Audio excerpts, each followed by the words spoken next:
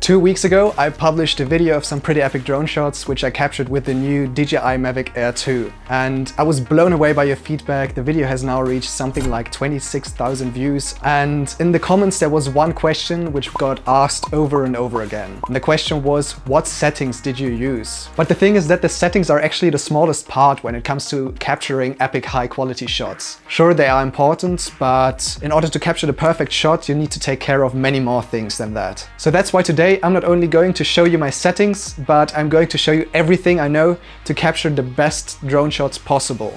So let's go.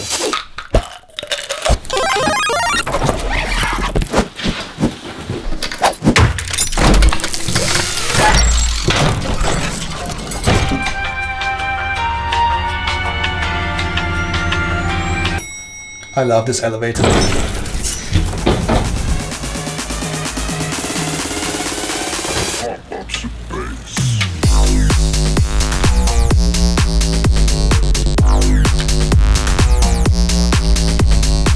Everybody's staring. Whoa! Holy shit, this is actually warmer than I expected. Whew! Ah, much better.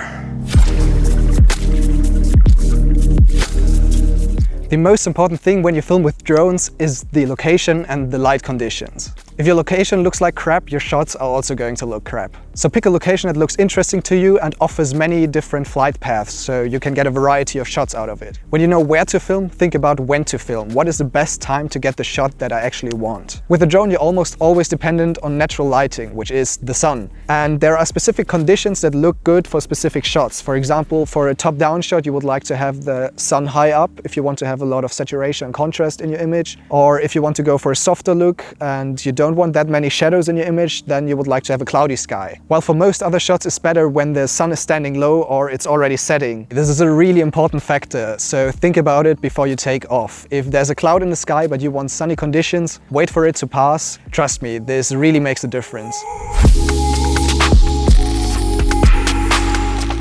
Okay, so the next thing are the settings. With the Mavic Air 2, DJI made it actually very easy to adjust the settings. The first thing you have to think about is if you want to shoot real time or if you want to shoot slow motion footage.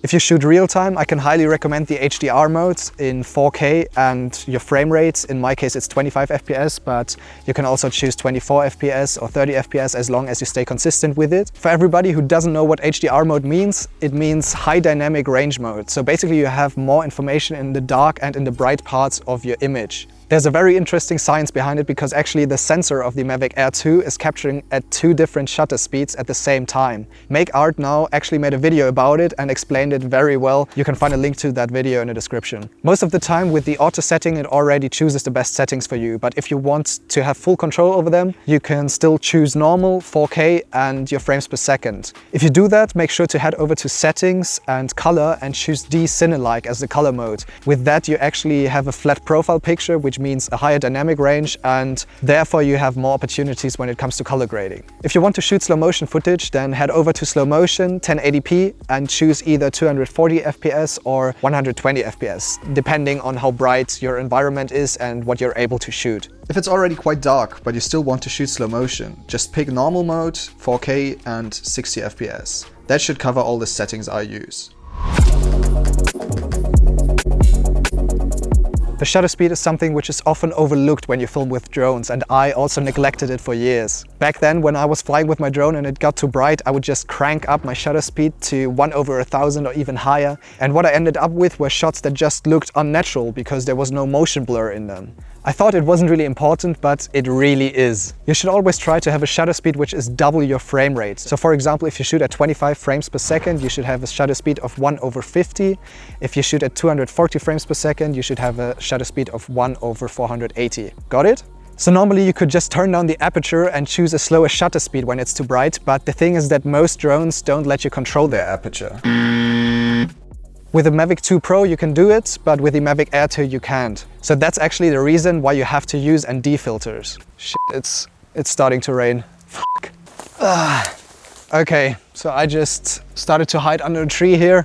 Hopefully I'll be safe from the rain. And these filters are basically sunglasses for your lens. And the Mavic Air 2 with the Fly More package actually comes with a filter set of 3 filters with the ND16, ND64 and ND256. I recommend you get another filter set of at least ND4, 8 and 32 to be prepared for every situation. A company called Freewell actually sent me over one of their filter packs, and the cool thing is that they also have a polarizing version of each filter. So with a polarizing filter you're able to eliminate reflections out of your image, so that looks especially good on landscapes. If you're flying above a lake and you want to have really blue water without any reflections, that's when polarizing filters come in very handy. You can find a link to their filters in the description. So you always have to choose the right filter for your desired shutter speed and the light situation. Just try out different filters on the lens and look where you can get as close as possible to your shutter speed without increasing the ISO. Never increase the ISO, because then your picture is going to get grainy and have a lot of noise in it. Also keep in mind that during sunsets it's going to get darker, so you might want to choose a brighter ND filter in the beginning so that you can still shoot after 20 minutes when it got a little bit darker. To take off the ND filter on the Mavic Air 2, just twist the filter counterclockwise and you're able to take it off. Thank me later.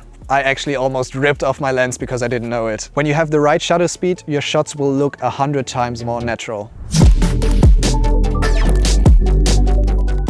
So when you've got the first 3 steps right, you're finally ready to take off and get some bangers. When your drone is up in the air, think about which shots you want to get, or even better, think about it before. There are different camera movements which are common and just look good.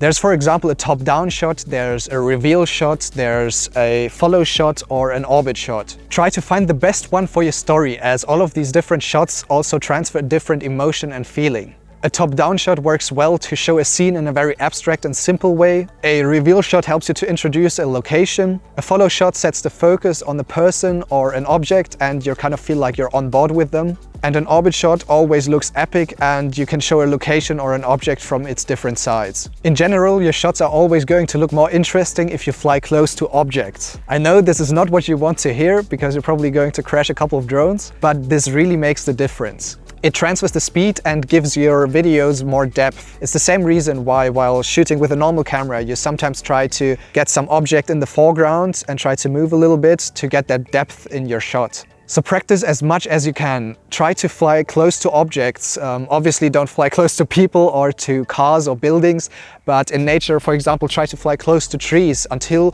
you develop a good feeling of what is the distance between your drone and the objects. One thing which is really cool about the Mavic Air 2 is that you can easily change the speed of the drone and the gimbal by adjusting the switch on your controller. There are 3 different modes. There's tripod, normal and sport mode. Tripod mode is perfect if you fly close to objects because you can just fly your drone more accurately and your shots don't get shaky if you stress out because you're really close to an object. The normal mode is just the right speed for your basic drone shots, and the sport mode can come in really handy if you're very high up but you still want to get some motion in your shot. But in sport mode you have to steer very carefully because not only the drone is going to be fast but also your gimbal is going to be super sensitive. So just play around with these different speed modes and choose the right one for your scene. By following these 5 simple but very effective steps, you should be able to get some really dope high quality drone shots, which could look like these.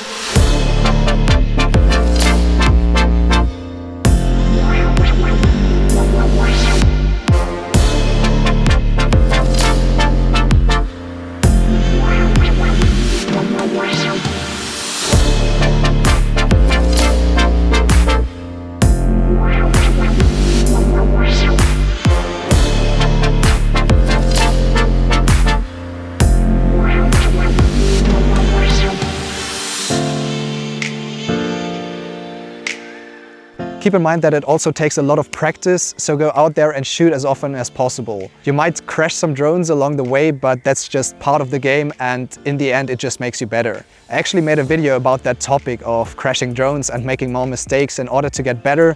Feel free to check it out here.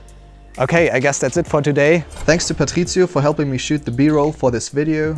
Subscribe and turn on notifications if you don't want to miss out on any of the upcoming videos. I hope you guys have a safe flight and I wish you guys a great day. See you soon.